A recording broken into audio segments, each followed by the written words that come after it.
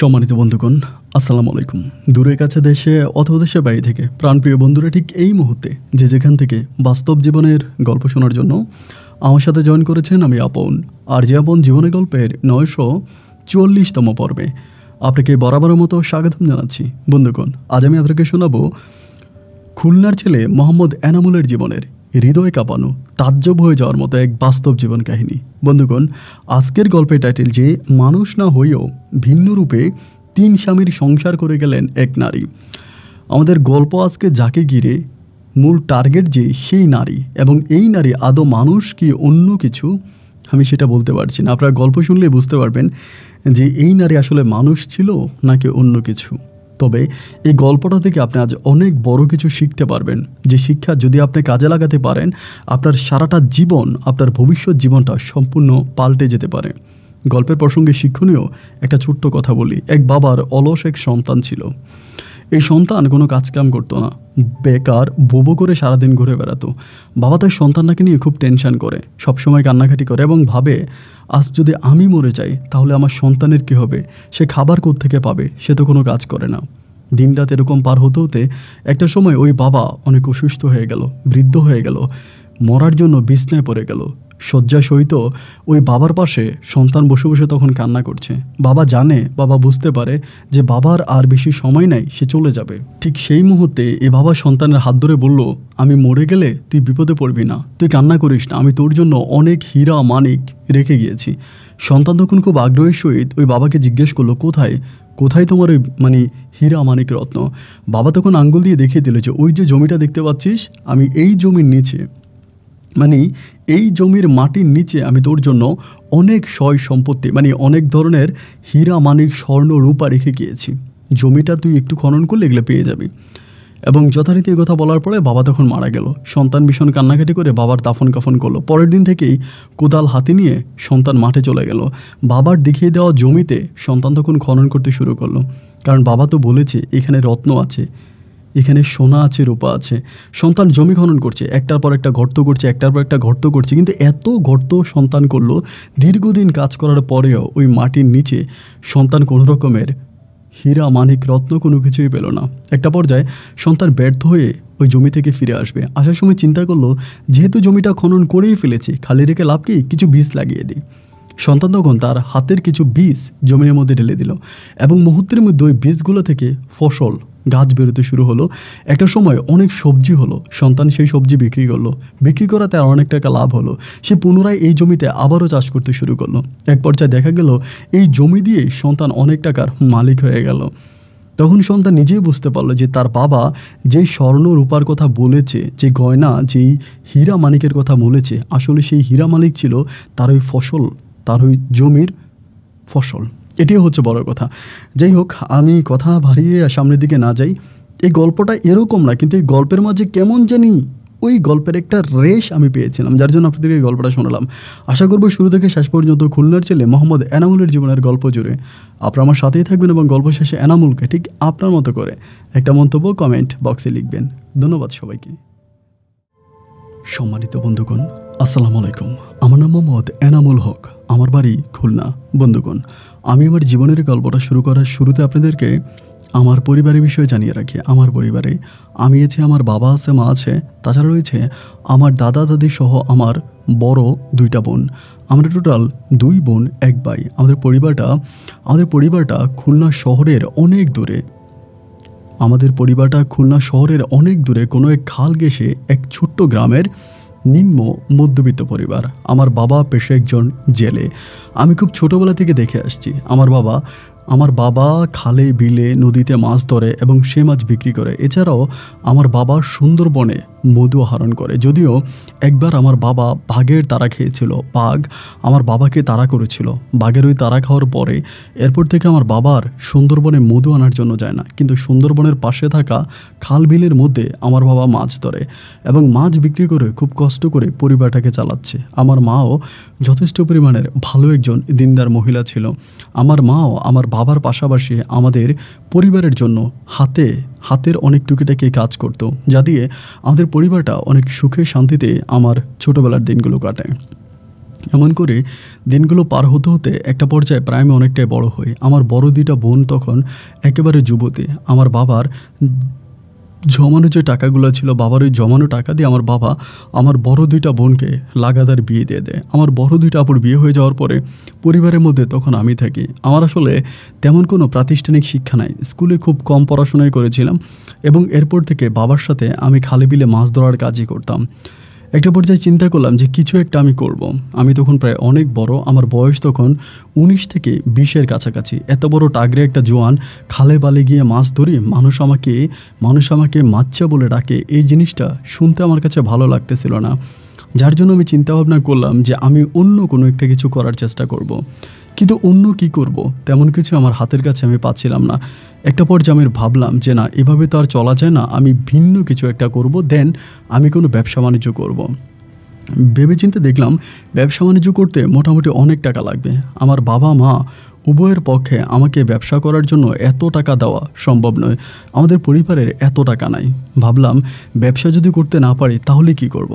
হঠাৎ মাথায় আসলো, আমি যেহেতু বাবার সাথে খালে বিলে মাছ ধরি এবং আমার বাবা যেহেতু আমাকে অনেক ছোটোবেলা থেকে মাছ ধরার কাজে রেখেছে, তার জন্য আমার একটা অভিজ্ঞতা আছে। সেই অভিজ্ঞতাকে কাজে লাগিয়ে আমি খালে বিলে মাছ ধরবো এবং সেই মাছ আমি চড়া দামে বিক্রি করব।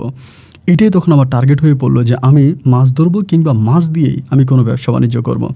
একটা পর্যায়ে আমাদের গ্রাম থেকে মোটামুটি একটু দূরের কোনো একটা গ্রামে আমি একটা অনেক বড় দিঘি হচ্ছে আমি আপনার লিজে নিই, লিজ বলতে বন্ধকে নিই। আমার মায়ের বিছনা বেচা কিছু টাকা এবং বাবার মাছ বিক্রির কিছু টাকা দিয়ে আমি তখন ওই আপনার যে খালটা ছিল, খাল বলতে যে জায়গাটা ছিল দিঘিটা, ওই দিঘিটা আমি তখন আপনার বন্ধকে নেই। ৬ বছরের বন্ধকের দিঘিটা নেই এবং দিঘিটা নেওয়ার পরে আমি তখন দিঘিতে মাছ ফেলি। আলহামদুলিল্লাহ খুব ভালো মাছই দিঘির মধ্যে হয়। এরকম করে দিঘিটা মানুষের বসতি থেকে মোটামুটি একটু দূরেই ছিল। তো এরকম করে ১ বছর আমি মাছের ব্যবসা করি, ১ বছরে মাছ বিক্রি করি। তো বিক্রি করার পর আমার ভালোই টাকা হইলো, ভালো ইনকাম হলো এবং শেষের বছর আমি তখন আরও বেশি মাছের পোনা ফেলি। আলহামদুলিল্লাহ সেখান থেকে হয়তো আরও মাছ আসবে, এরকম পরিকল্পনায় আমি তখন পাহারাও খুব বেশি একটা দিচ্ছিলাম না, মোটামুটি পাহারাও দিচ্ছিলাম, খাবারও দিচ্ছিলাম। এভাবে সময়গুলো কাটতে কাটতে সেই আশেপাশের গ্রামের কিছু দুষ্ট ছেলেরা রাতের বেলায় এসে আমার ওই দিঘিতে মাছ ধরে ফেলতো। রাতের বেলা এসে তারা মাছ ধরতো এবং মাছ ধরতো দেখা আমি এক রাতে করলাম কি, পাহারায় বসাইলাম। আমি নিজে পাহারায় বসলাম যে কী ব্যাপার, আমার দিঘির মধ্যে কারা মাছ ধরে, দিনের বেলায় আসলে দেখি দিঘির পানি ঘোলা হয়ে আছে এবং রাতের বেলায় মাছ ধরেছে বোঝা যাচ্ছে। এক পর্যায়ে আমি তখন নিজেই পাহারাদার হিসেবে বসার পরে সেদিন আমি দেখতে পাই যাদের বয়স প্রায় ১০ থেকে ১২ বছর বা খুব বেশি হলে ১৫ বছর এরকম বয়সী ছেলেরা আমার দিঘিতে মাছ ধরে। এটা দেখার পরে আমি তখন কয়েকটা ছেলেকে মারি, ওই রাতের বেলায় মারি এবং সুন্দর রাতে তারা এই কাজটা করে, তাদেরকে মারার ঠিক পরের দিনে তারা আমার ওই দিঘির পানির ভিতরে তারা তখন বিষ ঢেলে দেয় এবং বিষ ঢেলে দেওয়ার পরে আমার ছোট ছোট যে মাছগুলো ছিল দিঘিতে সম্পূর্ণ মাছগুলো মরে যায়। প্রায় লাখ টাকার উপরে মাছ আমার মারা যায়। মাছগুলো মারা যাওয়ার পরে আমার যতটুকু পুঁজি ছিল পোনা ফেলার বা মাছ বিক্রি করে আমার যে টাকা হয়েছিল প্রায় সব টাকা দিয়ে আমি নতুন করে আবারও অনেক বেশি রেনু কিনে পানিতে ফেলেছিলাম। কিন্তু যখন আমার সবগুলো মাছ মরে গেল, সবগুলো ছোট ছোট মাছ পুঁটি মাছের মতো ভেসে উঠলো, তখন আমি কান্নায় ভেঙে পড়লাম। আমি আমার চোখের পানি ধরে রাখতে পারলাম না, কারণ এটাই ছিল আমার শেষ সম্বল। বাবার মাছ বিক্রি করা খুব কষ্টের টাকা আর মায়ের বিছনা বা হাতে কলমে হাতের কাজ করা সামান্য কিছু বিক্রি করা টাকা দিয়ে আমি এই দিঘিটা নিয়েছিলাম। একেবারে কান্নায় ভেঙে পড়লাম, বাড়িতে চলে আসলাম। যা শালার, আমি আর কোনো দিঘি কন্ট্রাক্ট নেব না, আমি আর মাছে ফেলবো না। আমি সেখানকার লোকজনের কাছে বিচারও চেয়েছিলাম, কিন্তু কেউ আমাকে তেমনভাবে সাহায্য করেনি। সবাই একটা কথাই বলেছে, এলাকার পোলাপাইনে মাছ ধরেছে, কিন্তু আপনি এলাকার পোলাপাইনের গায়ে হাত কেন তুললেন, তাদেরকে মারলেন কেন, এবং তাদেরকে মারার কারণে আজকে আপনার এই অবস্থা হয়েছে। কেউ আমাকে এক বিন্দু পরিমাণের মূল্যায়ন করলো না। এক পর্যায়ে শূন্য হাতে, খালি হাতে, বিচারবিহীন আমি ওই দিঘিটা ছেড়ে চলে আসি।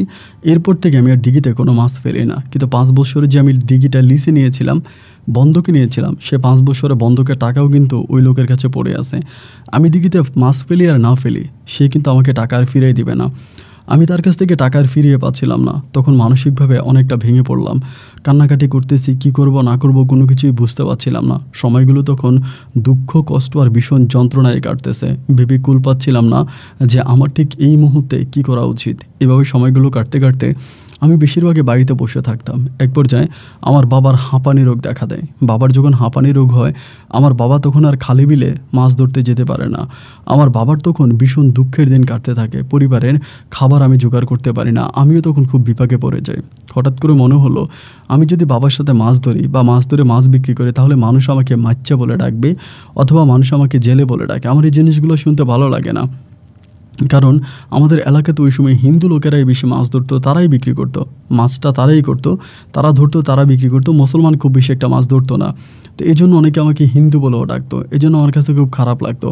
একবার যে আমি চিন্তা করলাম যে না, আমি আর মাছও ধরবো না, মাছ বিক্রি করবো না, আমি বিদেশে চলে যাব। হঠাৎ মাথায় আইডিয়া আসলো বিদেশ যাব।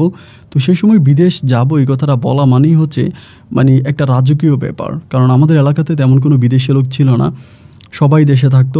ওরকমভাবে বিদেশ যেত না মানুষ। আর বিদেশে যাতায়াতটা এত সহজ ছিল না, এত সহজ ছিল না, এখনকার মতো অ্যাভেলেবেল ছিল না। কিন্তু আমাকে বিদেশ যেতেই হবে, আমি বিদেশ যাব, এরকম একটা পরিকল্পনা মাথায় তখন কাজ করলো। আমি আমার বাবাকে বললাম, মাকে বললাম যে আমি বিদেশ যাব, তোমরা আমার টাকা দাও। এবং বাবা মা উভয় আমার উপরে খুব ক্ষেপে গেল, খুব খারাপ ব্যবহার করতে শুরু করলো। আমার বাবা একটা কথাই বলতেছে, এত টাকা নিয়ে গেলি, দিঘিতে মাছের পোনা ফেললি, অথচ সেই দিঘি 5 বছরের কন্ট্রাক্ট রেখে 2 বছর মাছ চাষ করে দিঘি ফেলে দিয়ে চলে আসলে, এখন বিদেশ যেয়ে তুই অনেক টাকার মালিক হবি, এগুলো কখনোই হতে পারে না। আমি যতই বাবাকে বুঝালাম যে বাবা, তোমার কাছে অনুরোধ করলাম যে তুমি আমার কথাটা শোনো, আমি বিদেশ যাব, আমাকে কিছু টাকা দাও। আমার বাবা আমাকে আর একটা টাকাও দিল না। মাও একইভাবে আমাকে শূন্য হাতে বিতাড়িত করলো, তারাও আমাকে কোনো টাকা পয়সা দিল না। এভাবে আমার তখন দিন রাতগুলো খুব কষ্টেই কাটতেছে। আমি সবার কাছে বলি যে আমার বিদেশ যেতে ইচ্ছে করে, বিদেশে গেলে আমি ভালো কিছু করতে পারবো, বিদেশে গেলে আমি অনেক টাকা ইনকাম করতে পারবো, তোমরা আমাকে কেউ সাহায্য সহযোগিতা করো। এলাকার কোনো মানুষ তখন আমাকে সাহায্য সহযোগিতা করছে না, এবং সবাই বলে বাবার সাথে খালে বিলে গিয়ে মাছ ধরার জন্য। বাবা এখন অসুস্থ, বাবার দায়িত্ব আমি পালন করার জন্য। তা আমার কাছে এই বিষয়গুলো ভালো লাগতেছিল না, এটা আমি করবো না। এমন করে বেশ কিছুদিন কেটে গেল। একদিন আমি আমাদের পাড়ার এক চায়ের দোকানে বসে আছি। এবং বসে থাকা অবস্থায় আমাদের পাশের গ্রামের এক লোক আছে, তিনি হঠাৎ করে বলতেছে যে তিনার নাকি একটা শালি আছে। বলে, আমার একটা শালি আছে, আমাদের গ্রাম থেকে মোটামুটি বেশ দূরে উনি বিয়ে করেছে। তো বলতেছে আমার শালিটাকে বিয়ে দিব, ছেলে খুঁজে পাচ্ছি না। আমার শালিটার আগে একটা বিয়ে হয়েছে, এবং আমার ওই বিয়ে স্বামীটা মারা গেছে। স্বামীটা মারা যাওয়ার পরে সেই স্বামীর বাড়ি থেকে আমার শালি অনেক টাকা পয়সা পাইছে, এবং আমার শ্বশুরেরও অনেক জায়গায় সম্পত্তি আছে। আমার শালি বিবাহিত, কিন্তু স্বামী মারা গেছে। এখন যদি ভালো একটা ছেলে পাই, তাহলে আমার শালিকে বিয়ে দিব। এই ভদ্রলোক যখন এই কথা বললো, ওনারা আমি চিনি। তারপর ওনারা আমি ডাক দিলাম। আমি ডাক দিয়ে জিজ্ঞেস করলাম যে কী ব্যাপার হাকিম কাকা, আপনি নাকি এরকম। পরে বলে, হ্যাঁ, আমার শালির জন্য। আমি তখন ওনারা পাশে ডাক দিয়ে বললাম যে দেখেন, কিছু মনে করবেন না, একটা কথা বলি, আমি তো এই গ্রামের ছেলে, আমার বাবার নাম অমুক, আপনি তো চিনেন। বলে, হ্যাঁ, তোকে তো চিনি। আমি তখন বললাম, আপনার শালিরিকে আমার কাছে বিয়ে দিবেন? এটা বলার পর উনি একটু বিব্রত হয়ে আমার দিকে তাকাইলো। উনি বলে, তুই কি জানিস যে আমার শালের বিয়ে হয়েছে? আমি বললাম, বিয়ে হয়েছে কি হয় নাই সেটা জানি না, আর আপনি যে বললেন বিয়ে হয়েছে, মানলাম বিয়ে হয়েছে। তা বিয়ে হইলেও আমার কোনো আপত্তি নেই, আমি বিয়েতে মাইকে বিয়ে করব। তবে বিনিময়ে আমার একটা শর্ত আছে, আমার একটা ছোট্ট শর্ত পালন করতে হবে। তিনি আমাকে বলে, শর্ত কি? আমি বললাম যে শর্ত হচ্ছে আমি বিদেশ যাব, আমাকে বিদেশে যাওয়ার টাকা দিতে হবে। আপনি যেহেতু বললেন আপনার শালীর কাছে অনেক টাকা আছে, সে তার শ্বশুরবাড়ি থেকে অনেক টাকা পয়সা পাইছে, তো তাইলে সেই টাকা যদি আমাকে দিয়ে আমি বিদেশে যাব, এবং যেহেতু আমি বাবা মায়ের একমাত্র সন্তান, আমার বাবা মায়ের সাথে আপনার শালী অনেক ভালোই থাকবে। তিনি আমাকে বলতেছে, ভালো কথা, বেশ ভালো কথা, তোকে তো আমার পছন্দই হয়, এবং তুই আমাদের এলাকাতে মোটামুটি ভালো একটা ছেলে। তো ঠিক আছে, তুই তোর বাবারে আমার বাড়িতে পাঠাইস, আমি তোর বাবার সাথে কথাবার্তা বলে একটা সিদ্ধান্ত নিব। আমি তখন বললাম, আচ্ছা ঠিক আছে। পরে আমি বাবার কাছে গেলাম, এবং পরের দিন বাবাকে যখন বিষয়টা বললাম, বাবা বলতেছে, প্রথমত তিনি হয় সম্পর্কে আমার কাকা, তো কাকার শালি তো আমার হবে খালা। তো আমি তখন আমার আব্বা তখন বলতেছে, এটা কীভাবে সম্ভব? আমি তখন বললাম, আরে তিনি তো আমার আপন কোনো কাকা না, আমার পাশের গ্রামের মানুষ। তা ওনার শালি আমার কি হবে না হবে এটা কি আমাদের দেখার বিষয় নাকি? এটা আমার রক্তের কোনো সম্পর্ক না, আমি তো বিয়ে করতে পারি।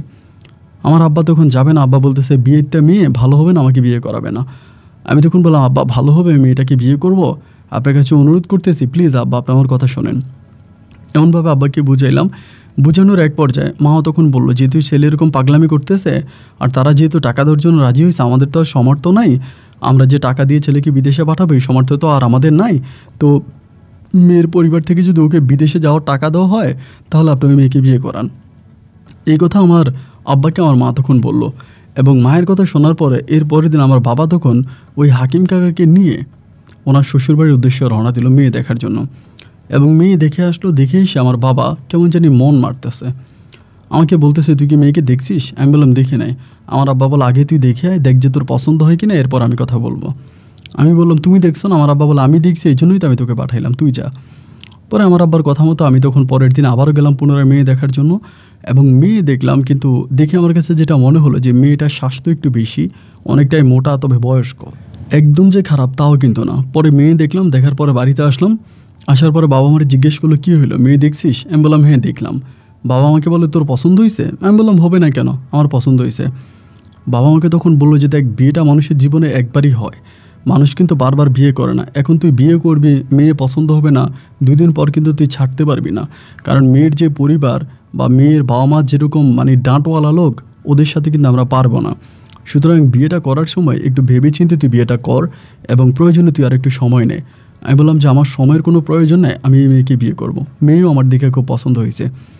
এবার আমার আব্বা বলতেছে ঠিক আছে তাহলে আর কি আর করা, তো ঠিক আছে ওকে। এই কথা বলে আমার আব্বা তখন রাজি হলো যে আমাকে এই পরিবারে বিয়ে করাবে।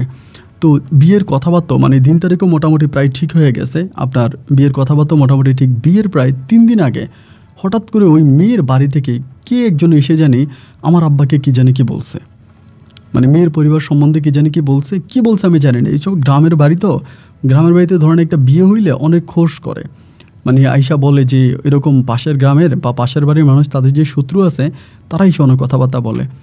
তো এখান থেকে কোনো এক লোক এসে সম্ভবত আমার আব্বাকে বলছে যে মেয়ে ভালো না বা মেয়ে সম্বন্ধে কিছু বলছে। আমার আব্বা হঠাৎ করে বলতেছে আমি এই বিয়ে করাবো না। তা আমার আম্মা বলতেছে আপনি বিয়ের দিন তারিখ ঠিক করে আসলেন, মাত্র 3 দিন বাকি আছে, এখন আপনি বিয়ে করাবেন না, এটা কি ধরনের কথা? আমার আব্বা বলে যে না, প্রয়োজনে আমি টাকা পয়সা দিব বা যেভাবে হোক আমি এই বিয়ে ভেঙে দিব, এই বিয়ে আমি করাবো না। আমার ছেলেকে আমি ওই পরিবারে বিয়ে করাবো না, মেয়ে ভালো না, আমি খবর পাইছি মেয়ে খারাপ। মানে কোনোভাবেই আমার আব্বাকে বোঝানো গেল না যে এই বিয়ে আমার আব্বা আমাকে করাবে না। এবং আব্বা যেহেতু রাজি হলো না, মুহূর্তের মধ্যে আমার মাও তখন বলে যে না, যেহেতু তোর আব্বা রাজি না, আমি এই বিয়ে করাবো না। হাকিম কাকার সাথে তখন কথা হলো, তিনি বলে দেখ ওরা খুব খারাপ মানুষ, ওরা মামলা মোকদ্দমা করবে, ঝামেলা করবে। যেহেতু বিয়ের দিন তারিখ ঠিক হয়ে গেছে, কথাবার্তা ফাইনাল হয়ে গেছে, এখন এই বিয়ে ফিরানোর কোনো কারণ নাই। আমার আব্বা বলতেছে মেয়ের বাপে মামলা করুক, যাই করুক, আমি সমস্ত কিছু মোকাবেলা করব, কিন্তু আমার ছেলেকে আমি ওই পরিবারে বিয়ে করাবো না। ওই মেয়ে ভালো না, ওই মেয়ের রিপোর্ট আমার কাছে আসছে, আমি ওই মেয়েকে আমার ঘরে আমি বউ বানায় আনবো না। হাকিম কাকার সাথে কথা বললাম, হাকিম কাকা তখন আমাকে বুঝাইলো যে দেখ বেটা, একটা বিয়ে যদি হয় তাহলে 10 জনে 10 কথা বলে, এই 10 কথা শুনে কখনো বিয়ে শাদী হয় না। এই মেয়ে খারাপ, কে কী বলছে না বলছে এগুলো শুই না, তোরা যদি বিয়েটা না করিস, তাহলে তুই ঠকবি। কারণ বর্তমান সময়ে সম্পূর্ণ বিদেশে টাকা দিয়া কোনো মেয়ে এভাবে বিয়ে বসবে না। তা মেয়েটা তোরে দেখেছে, মেয়েটাও তোকে ভালো লাগছে, মেয়েটা বললো যে তুইও নাকি নম্র ভদ্র, দেখতে শুনতে ভালো, মেয়েটা রাজি হয়েছে। এখন এই বোকামিটা করিস না, বোকামিটা না করে তুই তোর বাবা মায়ের কথা বাদ দিয়ে তুই নিজেই বিয়েটা করে ফেল। আমি তখন বললাম কাকা, আমি যদি একা যে আমার কাছে মেয়ে বিয়ে দিবে? বলে দিবে না কেন, আমি মেয়ের দুলাভাই, আমি সব ঠিক করব। আমি বললাম ঠিক আছে, তাহলে আমি আপনাকে নিয়েই মেয়ের বাড়িতে যাব, আপনি রেডি থাকেন, আমার আব্বা যাক বা না যাক। বাবা মায়ের সম্পূর্ণ অমতে আমি তখন একাই ওই হাকিম কাকাকে নিয়ে ওনার শালীকে বিয়ে করার জন্য ওনাদের গ্রামে রওনা দিলাম। এবং মেয়ের বাবা মাও আমার কাছে ওই মেয়েকে বিয়ে দিল। বিয়েতে কাবিন দিল 5 লক্ষ টাকা। 5 লক্ষ টাকা কাবিন দিল, যদিও তাদের টার্গেট ছিল আরও বেশি, কিন্তু আমি 5 লক্ষ টাকায় কাবিন করছি। মেয়ে যেহেতু আমাকে বিদেশ যাওয়ার সম্পূর্ণ টাকা দেবে, এই জন্যই কাবিনটা 5 লাখ করা হয়েছে। 5 লাখ টাকা কাবিন করার পরে আমি তখন মেয়েকে নিয়ে বউ বানায় বাড়িতে নিয়ে আসছি। ওই দিনে বাড়িতে নিয়ে আসছে, আমার আব্বা মা আমাকে ঘরে উঠতে দিবে না। এবং হাকিম কাকা তখন খুব গরম হয়ে গেল, এবং তিনি গ্রামের 5-6 জনকে ডাকলো। গ্রামের মানুষরাও বলতেছে আপনারা গেলেন না, হাকিম একা গিয়ে আপনার ছেলেকে বিয়ে করায় আনছে, এখন আপনারা মেয়ে ঘরে তোলেন না, এটা কী ধরনের কথা? আপনাদের নামে তো মামলা হয়ে যাওয়া দরকার, আপনাদের তো মামলা করা, মেয়ের পরিবার তো মামলা করে দিত, আপনার ছেলে তো আপনাদেরকে বাঁচাইছে। এই কথা বলে গ্রামের মানুষ তখন আমার আব্বাকে চাপ দিল। আব্বা তখন নিরুপায় হয়ে ওই মেয়েকে আমাদের ঘরে জায়গা দিল, এবং সে রাতে আমার ভাসর ঘরও খুব সুন্দর করে কাটলো। এবং ও মোটামুটি, ওর নাম ছিল সাবিনাও মোটামুটি দেখতে শুনতে মানে সবার সাথে আচরণে খুব যে খারাপ ছিল তাও কিন্তু না। এরকম করে সময়গুলো কাটতে কাটতে সাবিনা তখন আমাকে বলে তুমি কোন দেশে যাবা, মানে কোন দেশের জন্য লাইন দিছো? আমি তখন বললাম যে আমি সৌদি আরবে যাব, কারণ ওই সময় সৌদি আরবে একটু কম টাকায় যাওয়া যায় এবং সৌদির জায়গাটা ভালো, টাকা ইনকাম কম হলেও এখানে আল্লাহর রহমত আছে, বরকত ভালো হয়। তাই আমি বললাম যে আমি সৌদি আরবে যাব। ও তখন বললো ঠিক আছে, সৌদি যাবো তো তুমি পাসপোর্ট করছো? আমি বললাম যে না, পাসপোর্ট করে না। বলে পাসপোর্টটা করে ফেলো, পাসপোর্টটা করে জমা দাও, এরপরে আমি আব্বার কাছ থেকে টাকা এনে দিব। এই কথা যখন মেয়েটা বললো, বলার পরে আমি তখন পাসপোর্ট করলাম এবং পাসপোর্টটা আমি নিজের টাকাই করলাম। যেহেতু বিদেশে যাব, পাসপোর্টের টাকাও যদি ওদের কাছ থেকে নিই তাহলে এটা ভালো দেখে না, এই জন্য পাসপোর্টটা আমি সম্পূর্ণ আমার নিজের টাকায় করলাম। পাসপোর্টটা করার পরে আমি তখন আমাদের এলাকার এক লোকের কাছে পাসপোর্ট জমা দিলাম। তো পাসপোর্ট জমা দিতে টাকার দরকার। তো আমি তখন সাবিনাকে বলছিলাম যে সাবিনা, এখন তো পাসপোর্ট জমা দিব, পাসপোর্টের সাথে আমাকে 20-50 হাজার টাকা দিতে হবে, তুমি আমাকে 20-50 হাজার টাকা দাও। ও আমাকে বললো যে দেখো, আমি যদি এখন মাত্র পাসপোর্ট তুমি জমা দিবা অ্যান্ড এখনও যদি আমি আমার আব্বার কাছে টাকা চাই তাহলে কি আমার আব্বা টাকা দিবে? আমার আব্বা তো টাকা দিবে না। আমি তখন বললাম তাহলে তুমি কি বলতেছো? ও বলে তোমার কাছ থেকে টাকাটা দিয়ে কোনো মতে জমা দাও এবং যখন ভিসা হয়ে যাবে, ভিসা হওয়ার পরে আমরা তখন মানে টাকা নিয়ে দিব। আমি তখন আব্বার কাছ থেকে টাকা নিয়ে যাব। এই কথা বলার পরে দেন আমি তখন আমার জমানো বলতে আমার আব্বার কাছ থেকে আম্মার কাছ থেকে ঋণ ফিন করে কিনে কোনো রকম কষ্ট করে আমি তখন কিছু টাকা দিয়ে পাসপোর্টটা তখন ওইখানে জমা দিলাম। এবং পাসপোর্টটা জমা দেওয়ার কিছুদিন পরে আমার তখন ভিসা লেগে গেছে। কিছুদিন বলতে হয়তো মাস 4 হবে এরকম আর কি। তো এবং ওই মাস 4 আমি খুব ভালোভাবেই সাবিনার সাথে স্বামী স্ত্রীর খুব ভালো সম্পর্কই চলতেছে, সব কিছু মিলে খুব ভালো আছে। একটা পর আমার তখন ভিসা লাগছে। ভিসা লাগার পরে যিনি দালাল ছিল তিনি তখন বলতেছে টাকা দিতে হবে, মানে ফুল টাকা পেড করতে হবে, 4.5 লাখ টাকা কথা, 4.5 লাখ টাকা দিতে হবে। দেন আমি তখন আমার মারে বললাম যে মা, বাবারে বললাম 4.5 লাখ টাকা। আমার আব্বা আম্মা বলতেছে তুই না বললি যে মেয়ের পরিবারে টাকা দিবে, তাহলে মেয়ের পরিবার থেকে টাকা আন। এবার আমি সাবিনাকে বললাম যে সাবিনা, তুমি তোমার আব্বার কাছ থেকে টাকা আনো, টাকা এনে আমাকে দাও, আমার তো এখন ভিসা লাগছে, আমার এখন ওখানে টাকা দিতে হবে। এবার সাবিনা বললো ঠিক আছে, তাহলে তুমি আমাকে আমাদের বাড়িতে পাঠাও, আমি ওখান থেকে টাকা নিয়ে আসবো। পরে আমি ওরা আমাদের বাড়িতে পাঠাইছি, কিন্তু আমাদের বাড়িতে মানে ওদের বাড়িতে পাঠাইছি। ওদের বাড়িতে পাঠানোর পরে 2 দিন হয়ে গেল, ওর কোনো খবর নাই। মানে ও 2 দিন হয়ে গেল, ও আসতেছে না। মানে কী ব্যাপার, ও আসে না কেন? এবার আমি নিজে ওদের বাড়িতে গেলাম এবং ওদের বাড়িতে যাওয়ার পরে দেখলাম যে ওর বাবা মা দুজনেই মুখ খুব কালো করে আছে, আমার সাথে কথা বলতে চায় না এবং কেমন যেন একটু গোমরা মুখ হয়ে আছে। ওদের ওই গোমরা মুখ দেখে আমি একটু অবাক হয়ে গেলাম যে কী ব্যাপার, এরকম গোমরা মুখ করে আছে কেন? সাবিনাকে তখন আলে ডাক দিয়ে জিজ্ঞেস করলাম যে তোমার আব্বা মনে হয় আমার উপর রাগ করে আছে, এরকম গোমরা মুখ করে আছে কেন, কী হয়েছে? সাবিনা আমাকে বলে কী আর হবে, আমার বাবা এখন মানে পোল্ট্রি নিচ্ছে। আমি তখন বললাম পোল্ট্রি নিচ্ছে মানে কী হয়েছে? বলে আমার বাবা তোমাকে বিদেশে যাওয়ার টাকা দিবে না। আমি তখন বললাম ওমা, এটা তুমি কি বলো? তোমার বাবা ওই সময় কথাবার্তা বললো, সব কিছু ঠিকঠাক করলো, এখন তিনি আমাকে বিদেশে যাওয়ার জন্য টাকা দিবে না? এটা তো হতে পারে না, ওনার সাথে তো আমার এই ধরনের কথা হয় নাই। সাবিনা তখন বলতেছে আমি কিচ্ছু জানি না, তুমি আব্বার সাথে কথা বলো। আমি তখন বললাম এটা কোনো কথা হইলো? তো আমি তারপর আমার শ্বশুরের সাথে কথা বলে ওনাকে বলে আব্বা, আপনি তো জানেন আমার ভিসা লাগছে, তো এখন তো টাকা জমা দিতে হবে, আমারে টাকাটা কি দিবেন? তো উনি আমারে বলে তুমি কি আমার কাছে টাকা পাবা? তুমি কি আমাকে টাকা ধার দিয়েছিলা? আমি তখন বললাম যে না, আপনাকে আমি টাকা ধার দিই না, টাকা আপনার কাছে পাবো না, কিন্তু সাবিনাকে বিয়ে করার সময় তো আপনার সাথে আমার কথা ছিল যে আপনি আমাকে টাকা দিবেন আমি বিদেশ যাওয়ার জন্য। ইনি বলেন না, তোমার সাথে আমার এই ধরনের কথা হয়নি, তোমার বাবার সাথে হয়েছে এবং তোমার বাবা যেহেতু আমার মেয়েকে এভাবে বউ বানায় ঘরে নেয় নাই, তো এখন আর আমি টাকা দিব না। মানে উনি জাস্ট একটা উসিলা পাইলো, আমার আব্বা আম্মা কেন আমার বিয়েতে ছিল না। উনি আমাকে বলে যে আমার মেয়ে ওই ঘরের ভাত খেতে পারবে কি পারবে না, তুমি বিদেশ চলে যাওয়ার পরে তোমার বাবা মা আমার মেয়েকে রাখবে কি রাখবে না তারই তো কোনো গ্যারান্টি নেই, আমি এত টাকা দিব কেন? আমি টাকা দিতে পারবো না। তিনি ডিরেক্টলি আমাকে মানা করে দিল। এবার মানা করে দেওয়ার পর আমি তখন সাবিনাকে বললাম যে সাবিনা, তোমার আব্বা তো আমাকে টাকা দিচ্ছে না। ও আমাকে বলে আমার আব্বা কি? আমার আব্বার কোনো দোষ নাই, দোষ তো হচ্ছে তোমার আব্বা আম্মার।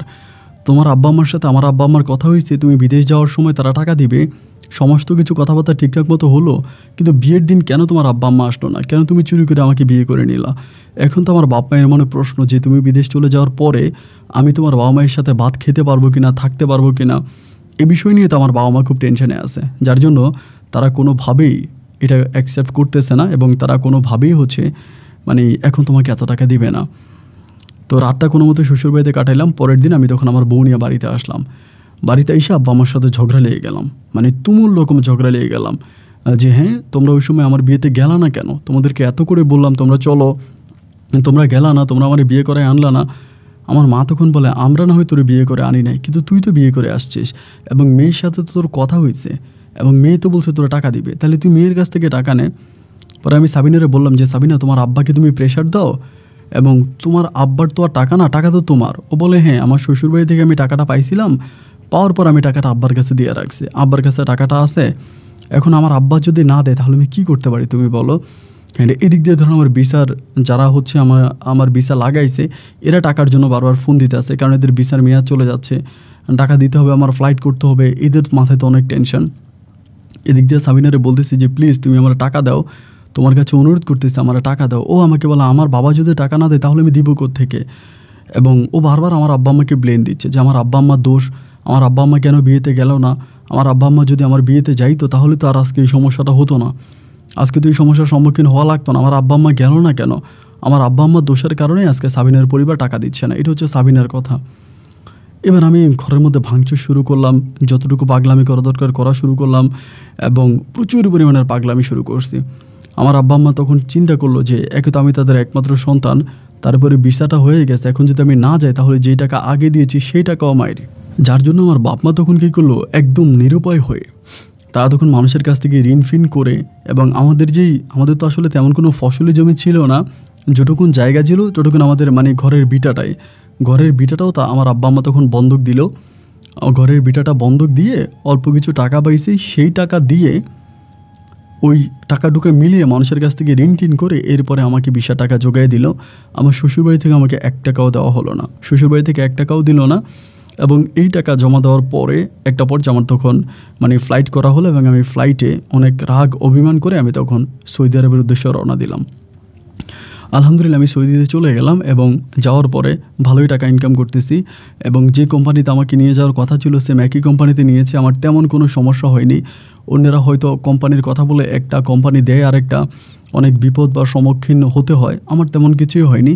আমি গিয়ে খুব সুন্দর করে কাজ পাইছি এবং খুব ঠান্ডা মাথায় কাজও করতেছি। এইভাবে সময়গুলো কাটতেছে, বেতন পাইতেছি, বাড়ির জন্য বেতন পাঠাইতেছি। আমি বিদেশ যাওয়ার ঠিক 7 মাসের মাথায় আমার আব্বা মারা যায়, এবং এরই মাঝে আমার দাদা দাদিও মারা গেছে, এবং আমার আব্বা মারা যায়। আব্বা হঠাৎ করেই মারা যায়, অসুস্থ খুব বেশি একটা ছিল না, কিন্তু আব্বু মারা গেছে। আব্বু মারা যাওয়ার পরে আব্বুর দাফন কাফন হলো, আমি খুব কান্নাকাটি করছি বিদেশ থেকে, তাও যতটুকু পারছি ফোনে সাহায্য সহযোগিতা করছি, কথাবার্তা বলছি। একবার যে আমার আব্বার দাফন কাফন হয়েছে, আব্বুর দাফন কাফন হয়ে যাওয়ার পরে আমি তখন আম্মুর জন্য টাকা পয়সা পাঠাইতেছি, পারিবারিক অবস্থা সব দেখতেছি। আমার যে বড় 2টা বোন আছে তারা মাঝে মাঝে আসতেছে আমাদের বাড়িতে। 2টা বোনকে আমরা অনেক দূরে বিয়ে দিয়েছিলাম, মানে যশোর থেকে অনেক দূরে, তো যার জন্য আমার বোনেরও আমাদের বাড়িতে খুব বেশি একটা আসার সুযোগ পায় না। তো এইভাবে আমি আম্মার জন্যই টাকা পাঠাইতেছি, আমার বউর জন্য কোনো টাকা পাঠাই না।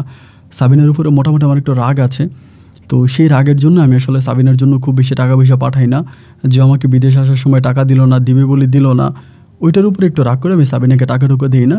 কিন্তু আমার আম্মার জন্য আমি টাকা পাঠাইতেছি। আম্মার যে ঋণ ছিল, আমাকে যে ঋণ করছে সেই ঋণের টাকা পরিশোধ করলাম, এবং আমাকে যে বিদেশ পাঠাইতে যে মানে জায়গা সম্পত্তি দলিল যে বন্ধক দিল, সে বন্ধক দেওয়া থেকে দলিলগুলো ছুটে আনলাম।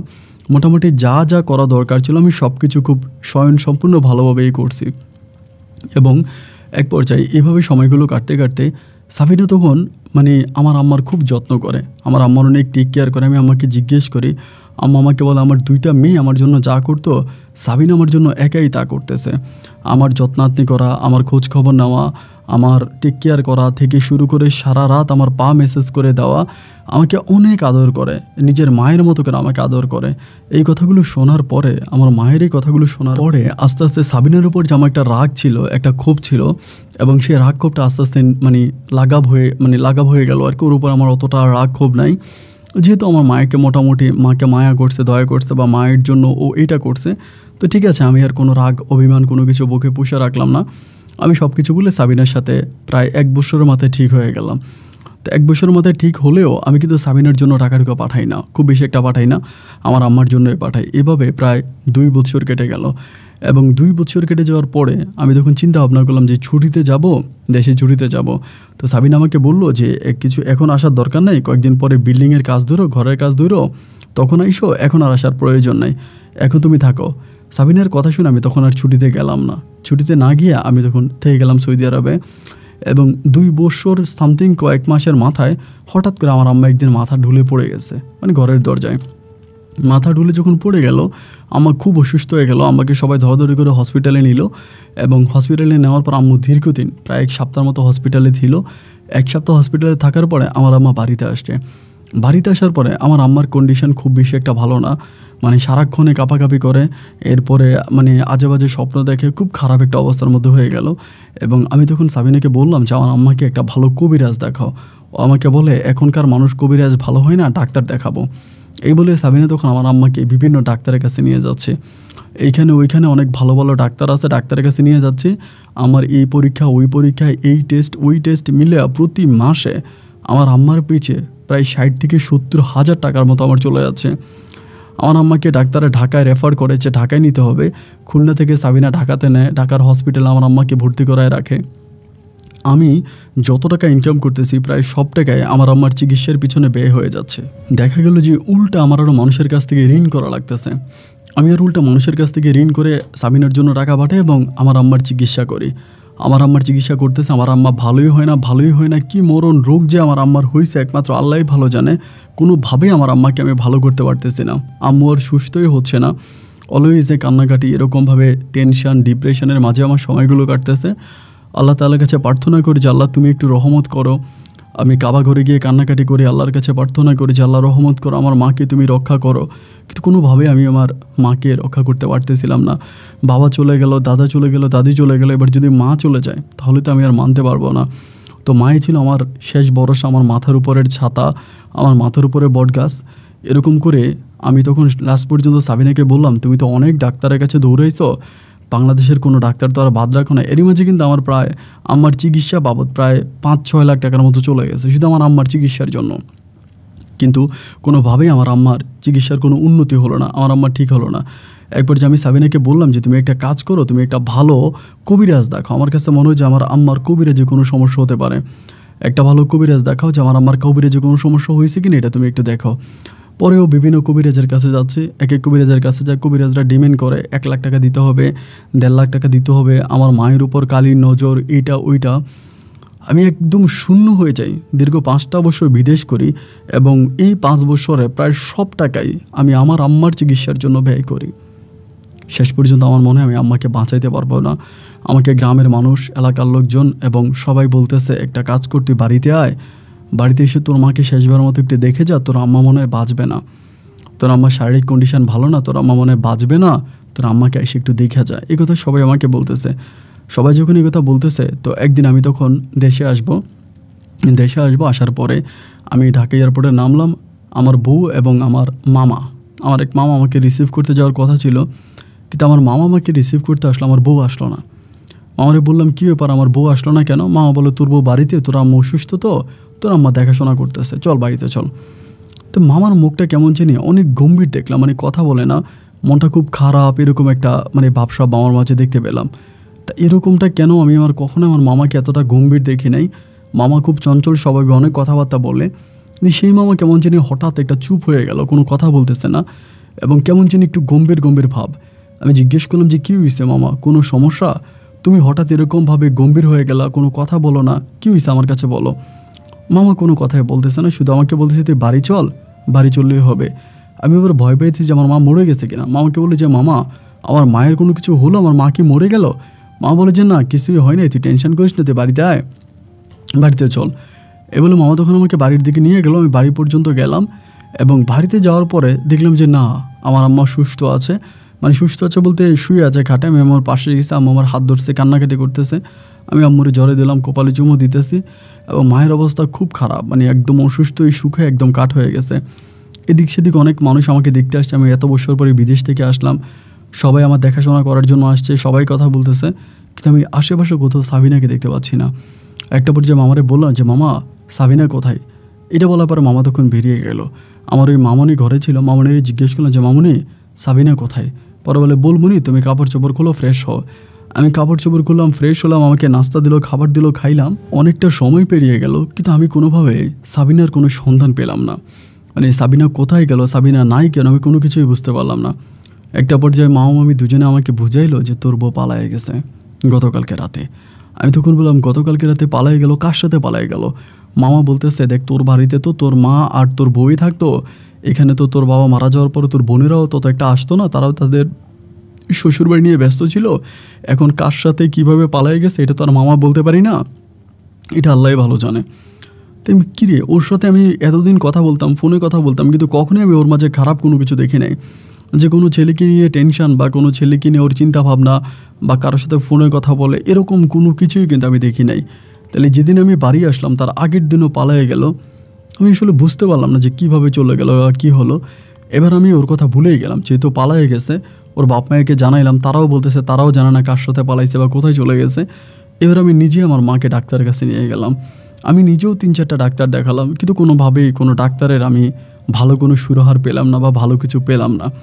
এরকম করে একবার আমাদের এলাকার এক মহিলা আছে, তিনি আমাকে বলে যে আমাদের এলাকায় একটা ভালো কবিরাজ আছে। বলে তোর বউরে অনেকবার বলছিলাম যে কবিরাজটার কাছে নিয়ে যেতে, কিন্তু তোর বউ কবিরাজটার কাছে নিল না। তুই একটা কাজ কর, তোর মারে ওই কবিরাজটার কাছে নিয়ে যা, এবং কবিরাজটা অনেক ভালো, ওইখানে নিলে সম্ভবত তোর মা সুস্থ হয়ে যাবে। তাই আমি বললাম যে কী বলেন, কোথায়, কোন কবিরাজ? বলো অমুক জায়গায় কবিরাজ আছে, ওই কবিরাজের কাছে তোর আমারে নিয়ে যা। তোর বউর অনেকবার বলছে, তোর বউ ওই কবিরাজটার কাছে নিল না। তাই আমি বললাম যে আমার বউ তো অনেক কবিরাজ দেখাইছে আমার মায়েকে, তো আমার মায়ের তো আসলে তেমন কোনো উপকার হয় নাই। তো উনি যেখানে যে কবিরাজের কথা বলে আমি সেই কবিরাজের কাছে নিয়ে যাই, দেখা যাক আল্লাহ তাআলা আমার মাকে ভালো করে কিনা। পরে ওই কবিরাজের কাছে আমি তখন রওনা দিলাম আমার আম্মাকে নিয়ে। ওই কবিরাজের কাছে আম্মাকে নিলাম, মানে যে কবিরাজের সন্ধান ওই আমার পাশের ঘরের এক মহিলা বলল। ওই কবিরাজের কাছে দেখানোর পরে কবিরাজ আমার আম্মাকে দেখে বলে, আয় হায়, ওনাকে তো দীর্ঘ 2টা বছর বান মেরে একদম অসুস্থ বানায় রাখছে। আমি তখন বললাম, কী বলেন, আমার আম্মাকে বান মারবে কি? আমার আম্মার তো কারোর সাথে কোনো শত্রুতামি নাই, এবং আমার আম্মা বয়স্ক মানুষ। তখন ওই কবিরাজ আমাকে বলতেছে, সাবিনা আক্তারকে? আমি বললাম যে সাবিনা আক্তার তো আমার ওয়াইফ, আমার বউ। বলে তিনি কি আছে? আমি বললাম যে না, সে তো নাই, সে অন্য কারোর সাথে পরকীয়া ছিল, সে চলে গেছে। মানে আমাকে বলে, এই সাবিনা আক্তার আপনার মাকে বান মারছে, এবং ওই বান মারার পরে আপনার মায়েরই অবস্থা। কিন্তু আলহামদুলিল্লাহ আমরা তাবিজ তুমান দিয়ে দিচ্ছি, তিনি সুস্থ হয়ে যাবে। পরে ওই কবিরাজে তাবিজ তুমান দিল, দেওয়ার পরে আলহামদুলিল্লাহ আম্মা আস্তে আস্তে করে কিছুটা সুস্থ হয়ে যেতে শুরু হলো, মানে কিছুটা ভালো হয়ে যাচ্ছে। এবং মোটামুটি ভালো হওয়ার পর আমি আম্মারে জিজ্ঞেস করি, আম্মা ঢাকায় যে তোমাকে নিয়ে গেল, কোন কোন ডাক্তার দেখাইছে, কোথায় দেখাইছে? কিন্তু আমার আম্মা বলে যে ঢাকায় আমার আম্মাকে তেমন কোনো ডাক্তার দেখানো হয়নি। আমার আম্মাকে কোন একটা বাসায় নাকি রাখা হয়েছিল, এবং ওই বাসায় রেখে সাবিনা বেশিরভাগ সময় বাইরে থাকতো। আম্মা যদি জিজ্ঞেস করতো, বলতো এই পরীক্ষা ওই পরীক্ষা। আমি আমার বলতাম যে তোমার কি কোনো পরীক্ষা করছিল? মা বলে না। আমি কইলাম যে তোমার কি কখনো ব্লাড পরীক্ষা, মানে তোমার কোনো রক্ত ইনজেকশন এরকম কোনো কিছু? বলে না। মানে অথচ সাবিনা আমাকে যে কথাগুলো বলতে, যে অমুক ডাক্তারকে দেখাবো, এই পরীক্ষা ওই পরীক্ষা, আমার প্রায় লক্ষ লক্ষ টাকা আমার আম্মার চিকিৎসা করবোই বলেও নিয়ে গেছে। তো সর্বশেষ আমি আসলে যেটা বুঝতে পারলাম, বা যেটা আমি সবাই আমাকে যেটা বুঝাইলো, মূলত সাবিনার অ্যাকাউন্টে তো আমি টাকা পাঠাইতাম না। আমার আম্মার অ্যাকাউন্ট ছিল, আমার আম্মার অ্যাকাউন্টে টাকা পাঠাইতাম, আম্মাকে টাকা পয়সা দিতাম, যার জন্য সাবিনা লোভের বশবর্তী হয়ে আমার আম্মাকে বান মারার পর আমার আম্মা মানসিকভাবে শারীরিকভাবে অনেকটা অসুস্থ হয়ে যায়। দেন এই সুযোগটা কাজে লাগিয়ে, এই সুযোগটা হাতিয়েই সাবিনা তখন আস্তে আস্তে আমার কাছ থেকে টাকা নেয়। আমার আম্মার চিকিৎসার কথা বলে সে আমার কাছ থেকে লক্ষ লক্ষ টাকা নিয়ে যায়। তো এইসব বিষয়ে সাবিনার পরিবারের সাথে যখন কথা বললাম, সাবিনার বাবা মা তারা আমাকে ডিরেক্টলি বললো তারা এই বিষয়ে কোনো কথা বলতে চায় না, এবং তাদের মেয়েকে তারা নিজেও জানে না যে তাদের মেয়ে কোথায় গেছে, কোন জায়গায় গেছে, তারা তাদের মেয়েকে খুঁজে পায় না। তো ওই সময় কিন্তু আমার অবস্থা একেবারেই শূন্য, মানে একদম শূন্য হাত আমার আর কি। আম্মার চিকিৎসার জন্য যত টাকা আমি দিয়েছি, এবং উল্টো মানুষের কাছ থেকে ঋণ ফিন করে আমি টাকা দিয়েছি। তো মরার উপরে খাড়া আর কি। মরার উপরে খাড়া বলতে বিষয়টা এরকম, আমার আম্মাকে দেখাশোনার মতো কোনো লোক ছিল না, আমার আম্মাকে দেখবে বা আমার খোঁজ খবর নেবে এরকমভাবে কোনো লোক ছিল না। তো আমি যে কয়েক মাসের ছুটি আনছি, এই কয়েকটা মাস পরে আমি কোম্পানির কাছে আবার অ্যাপ্লিকেশন করলাম যে আমাকে আরেকটু সময় বাড়াইয়ে দেন, আমি আমার আম্মার একটু দেখাশোনা করে যাবো। আমার আম্মার শারীরিক অবস্থাটা ভালো না, কারণ আম্মাকে তো দেখার মতো কেউ নেই। আমার যে 2টা বোন আছে তাদের শ্বশুরবাড়িতে আমার আম্মাকে দেওয়া সম্ভব না, আমার আম্মা সেখানে যাবেও না, আর আমার বোনেরা এসে আমার মাকে ওভাবে দেখে না। তো যার জন্য চিন্তা ভাবনা করলাম যে আরও কয়েকটা মাস থেকে আম্মাকে একটু সেবা যত্ন করে যাই। আরও কয়েকটা মাস থাকার কারণে হঠাৎ করে বিদেশে আমি যে কোম্পানিতে কাজ করতাম, ওই কোম্পানি আমাকে ক্যান্সেল করে দেয়। আমাকে হোয়াটসঅ্যাপে তারা লিখে পাঠায় যে আমি যেন আর তাদের ওই কোম্পানিতে না যাই, এবং এখানেই মানে আমাকে তারা ক্যান্সেল করে দিয়েছে। আমি দেশে থাকা অবস্থা আমার ভিসা ক্যান্সেল করে দিয়েছে। আমি পরে আর যেতে পারলাম না, এবং তখন আম্মার টুকিটাকি চিকিৎসাও করতেছি, হাতের অবস্থা তখন একদম শূন্য।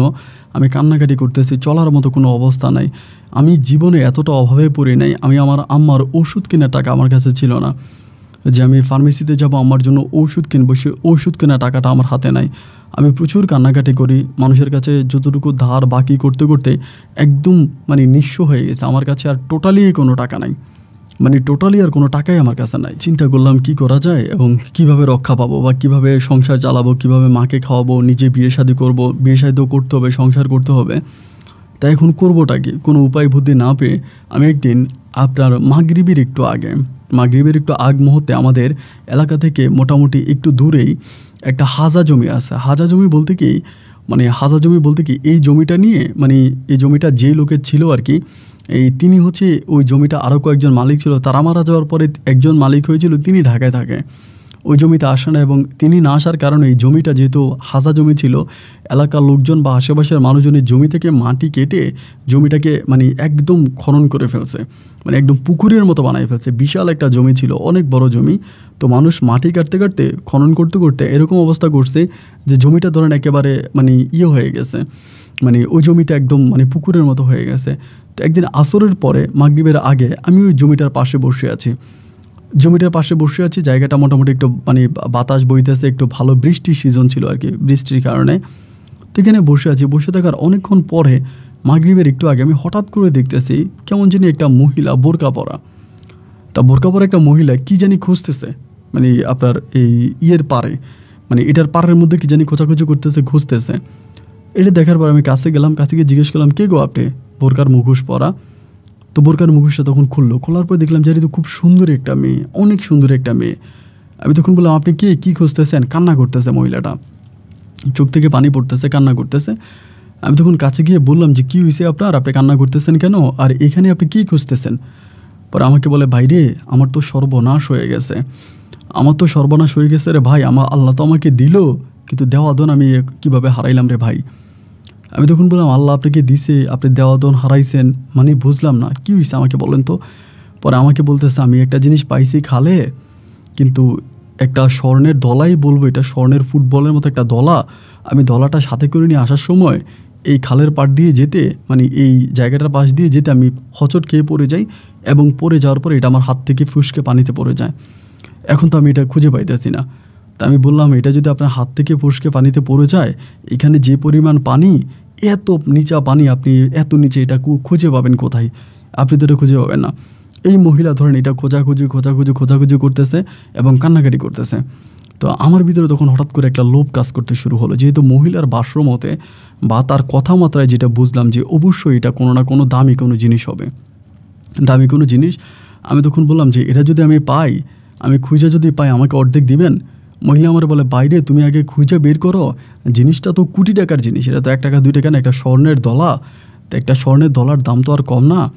যদি তুমি এটা খুঁজে পাও, আমার অর্ধেক দিও, সমস্যা নেই, আমার ফোন নাম্বারটা নিয়ে যাও। এই বলে মহিলা তখন তার ফোন নাম্বারটা আমাকে দিল। আমি তখন এই ফোন নাম্বারটা আমার মোবাইলে উঠে ডায়ালের মধ্যে রেখে দিলাম আর কি, নাম্বারটা ডায়ালে রেখে দিলাম, নাম্বারটা কিন্তু আমি সেভও করি নাই। এই বলে মহিলার আমি বললাম যে আপনি কোথায় আসছেন? মহিলা বলে, অমুক গ্রামে আসছি, বেড়াইতে আসছি, আমার বাড়ি আরেক জায়গায়, এখানে আমি বেড়াইতে আসছি।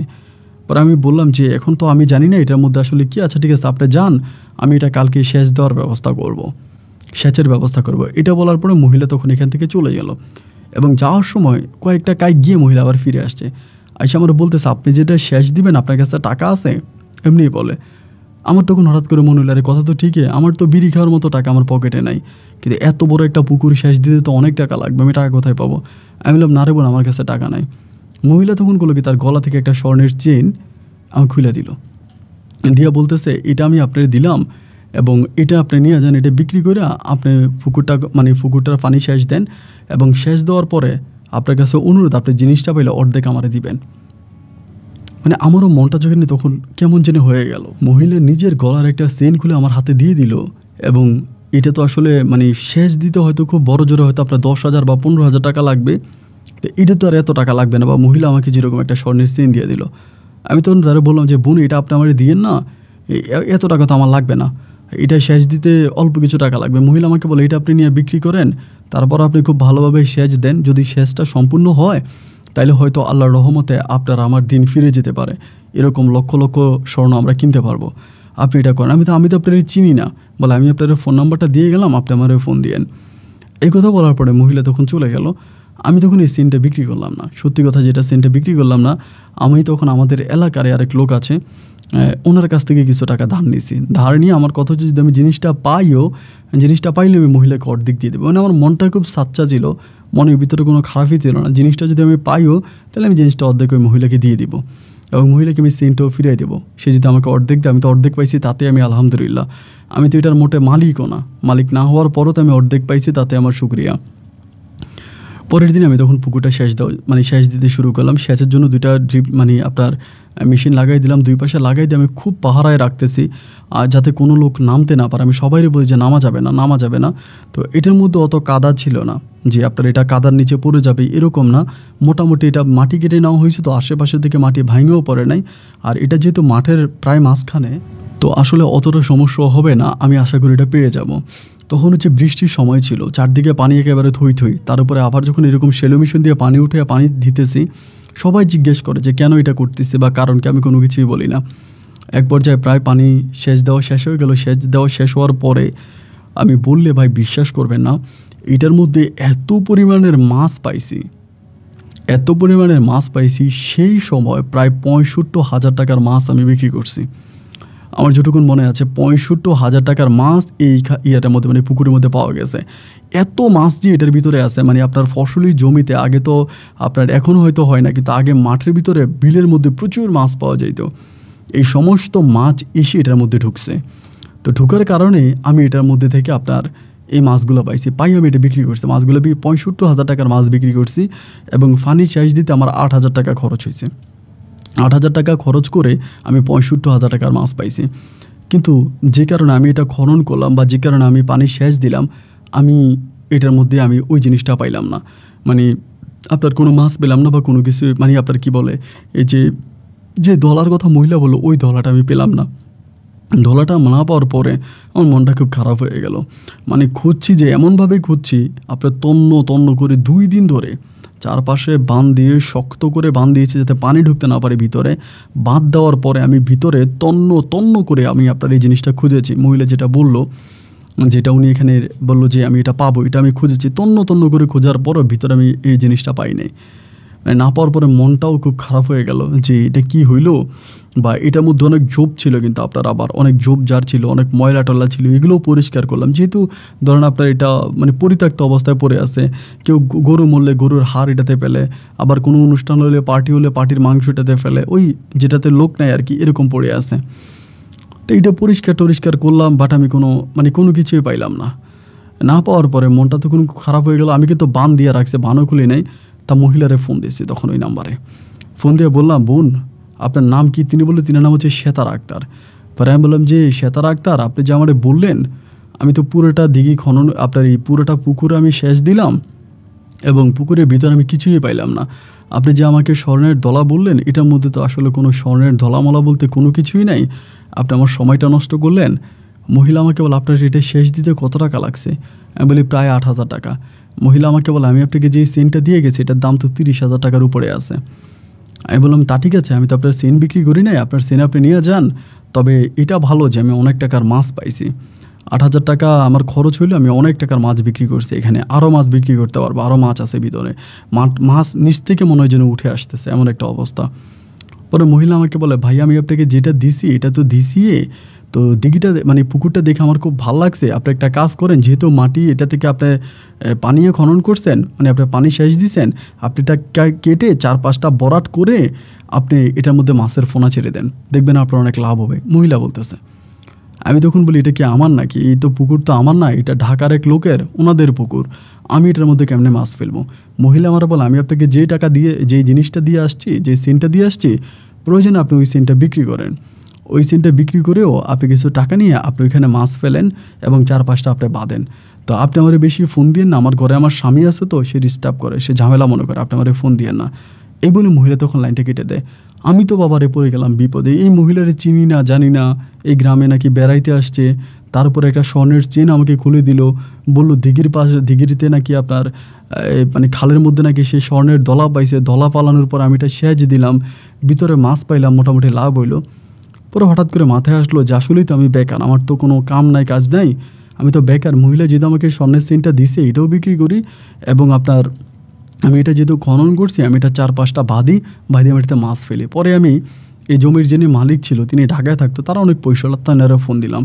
ফোন দিয়ে বললাম যে এই ঘটনা, আমি আপনার এটাতে মাছ ফেলবো, মাছের চাষ করব। উনি আমার বলে, বাবারে তুমি আমার টাকা পয়সা দেওয়ার দরকার নেই, এটা তো পরিত্যক্ত অবস্থায় পড়ে আছে, এটার মধ্যে মানুষ ময়লা ফেলে, জোপ ফেলে, হাড় ফেলে, কাঁচ ফেলে, এটা ফেলে ওইটা ফেলে, তুমি এটা একটু পয় পরিষ্কার করে রাখো এবং পয় পরিষ্কার করে রাখলেই হবে, তুমি আমার কোনো টাকা দেওয়া লাগবে না।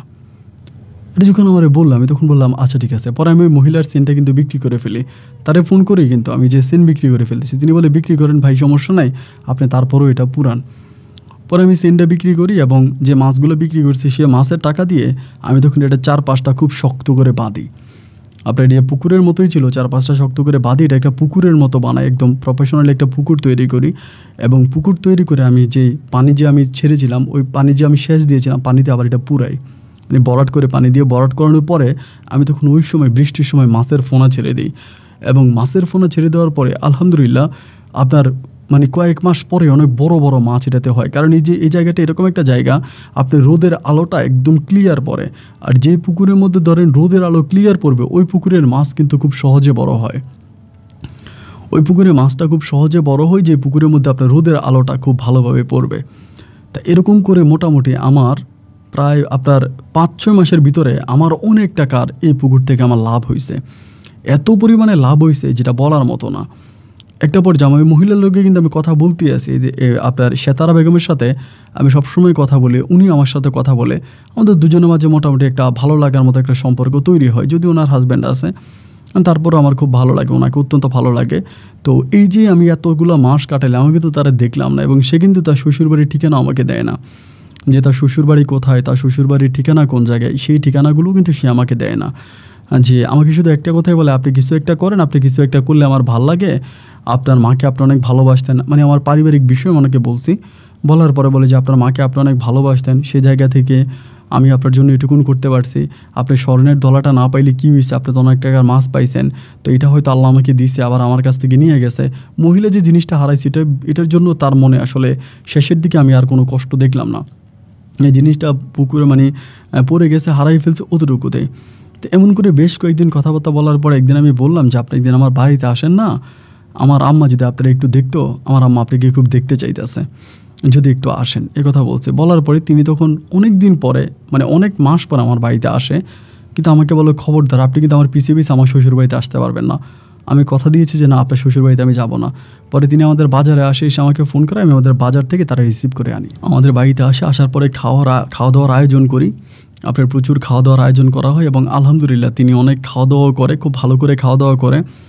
আমার আম্মা তারা অনেক পছন্দ করে, মানে তারা দেখে বলতেছে মেয়েটা অনেক ভালো, যদি পারস তারে বউ বানায় নিয়ে, এবং তারে বউ বানাইলে অনেক ভালো হবে। আমার আম্মা অসুস্থ মানুষ, তারপরে এটা বলে। আমি বললাম যে ঠিক আছে। এরপরে আমাদের বাড়িতে ঘণ্টাখানিকের মতো থেকে সে আবার চলে গেছে, তাড়াহুড়ো করে চলে গেছে, কারণ তার স্বামী ঘরে, তার স্বামী আছে বাসায়, সে চলে গেছে। তো যাওয়ার পরে আমি তারা সবসময় ফোন করি যে আমার তোমারে ভালো লাগে, আমি তোমারে বিয়ে করতে চাই, তোমার সাথে আমি সংসার করব। একরকম মোবাইলে তার সাথে আমার সংসারই হইতো, মানে আমাদের মাঝে একটা সময় অনেক গভীর প্রেম হয়ে যায়। ওনার হাজব্যান্ড আবার বিদেশ চলে যায়, মহিলার হাজব্যান্ড, সেতারার হাজব্যান্ড আবার বিদেশে চলে যায়। বিদেশে চলে যাওয়ার পরে আমারই ওনার সাথে অনেক কথা হইতো। ওনার সাথে আমার মাঝে মাঝে রেস্টুরেন্ট, আমাদের এদিকে রেস্টুরেন্ট ছিল, ওই রেস্টুরেন্টে উনি আসতো সন্ধ্যার পরে, আমি ওই রেস্টুরেন্টে ওনার সাথে বসতাম, খাওয়া দাওয়া করতাম।